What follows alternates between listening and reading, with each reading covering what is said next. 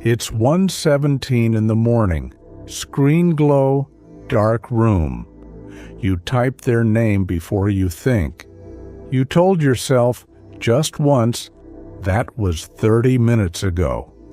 Now you're calculating what you said, what they did, where it all broke.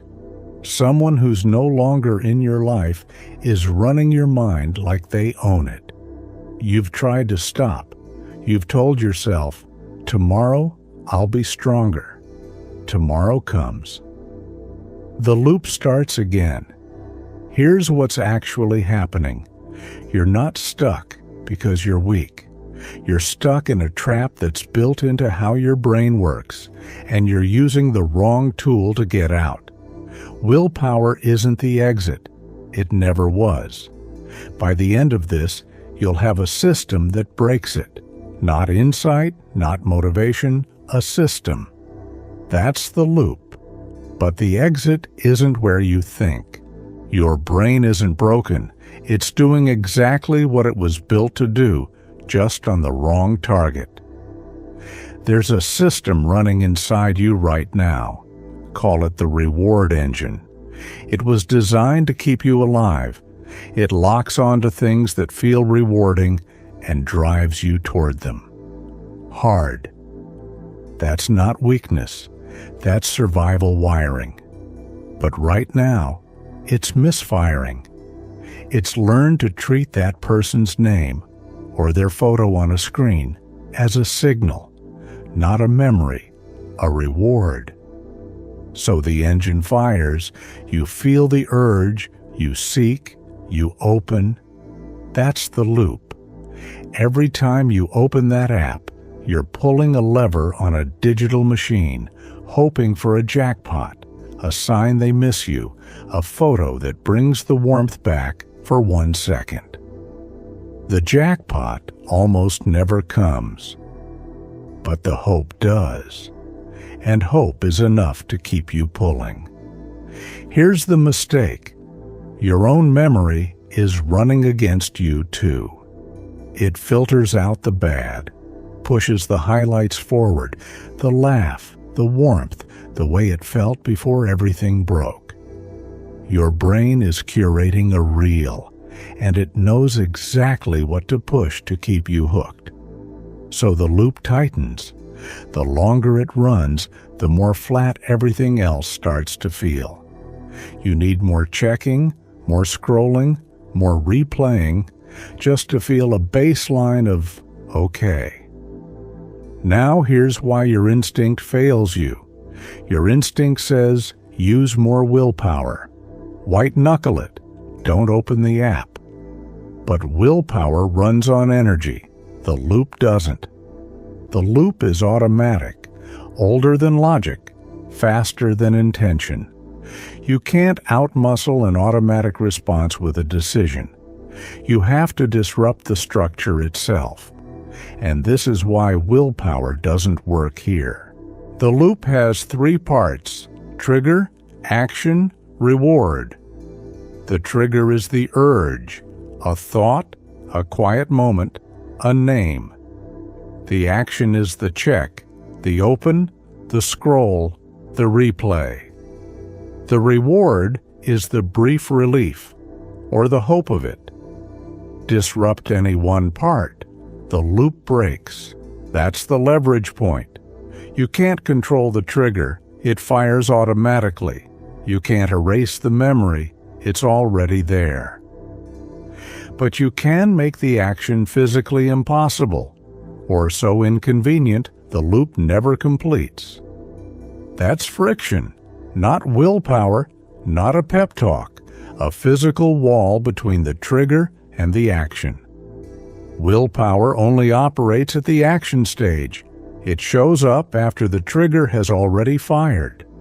You're already feeling the pull. Now you're asking your tired mind to say no. That's too late. The game is already running. 2,000 years before we had a word for this, a man named Epictetus mapped the exact same architecture. He wasn't a philosopher with a chair and an audience. He was a slave in Rome. no control over his body, his location, his life. So he got obsessed with one question: what do I actually control? He called it the only question that matters. What's in your power and what isn't? Within your power, your opinions, your responses, your actions today. Beyond your power, their life, their feelings, what they choose next. Here's where it gets practical. When the app is on your phone and you're relying on willpower not to open it, you've left the door wide open. You've given the loop full access. Epictetus said it plainly: whoever wants to be free must not desire what depends on others. The moment you do, you've handed your peace over. The fix isn't strength, it's structure. Don't test your control. Remove the test entirely. Build the wall first, then you don't have to fight the war. Here's what to do. 3 steps. Each one breaks a different part of the loop. Step 1, the algorithmic moat. What to do? Delete the app, block the profile, move the phone to a different room before you sleep. Why it works. The loop can't complete without the action. Remove access. The trigger fires but hits a wall. No action means no reward. No reward means the loop fades. What changes immediately? The urge will still hit. That's guaranteed. But the phone is in another room. 3 physical steps now stand between you and the lever. That gap is enough to break the automatic response. The craving peaks and passes without feeding it. Here's the mistake most people make. They mute instead of block. They hide instead of delete. That's not a moat. That's a speed bump. The lever is still there. Your hand is still close to it. Think back to that moment. 1:17 in the morning, screen glow, running the numbers. That version of you doesn't need a test of willpower. That version of you needs the option removed. Delete means deleted. Block means blocked. Room means another room, not the nightstand. That's architecture, not avoidance. Step 2, the locus check. What to do? When the craving hits, say one sentence out loud. Their life is not mine to control. Why it works? The loop feeds on a lie that checking will give you something. Certainty, closure, a sign. The locus check names the lie directly. Their life is outside your power. There is nothing to find. There is no jackpot. Once the brain hears that framed as a fact, the pull weakens. What changes immediately? Saying it out loud forces your brain to shift from seeking mode to naming mode. The urge doesn't disappear in the first second, but it loses traction. You've interrupted the internal story. Do it out loud, not in your head. In your head, the craving argues back. Out loud, it doesn't get the floor. Their life is not mine to control. Say it now if you need to. Step 3, the action anchor. What to do? Pick one physical action, the same one every time. The moment the urge fires, do that action immediately. 20 push-ups, one specific book, walk to the kitchen and drink water. One action, non-negotiable. Why it works? The loop is a pattern. Trigger, action, brief relief. You're not removing the trigger. You're replacing the action with something physical and controllable. Same signal, new response. Over time, the brain rewires the association.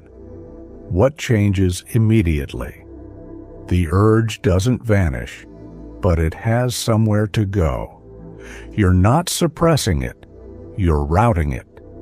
In the first 5 seconds of the push-ups, the mental grip loosens. That's the mechanism doing its job. The mistake here: choosing a different action every time. Variety feels flexible, but variety doesn't build a new pattern. Repetition does. Pick one action, run it every single time the loop fires. Consistency is what changes the wiring. Willpower depletes, routine doesn't. Go back to that room. 1:17 in the morning, screen glow, running the numbers. That version of you wasn't failing. That version of you was running on the wrong system. Now you know how to stop it here. Remove the lever, name what's outside your control, give the engine a new target.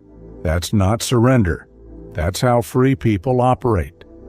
Now here's where it follows you. This same loop fires anytime your mind wants certainty.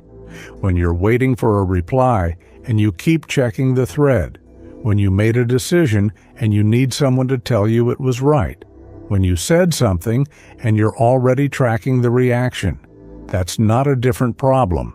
That's the same loop in a new room. Next up, stop checking for reassurance. It's a trap.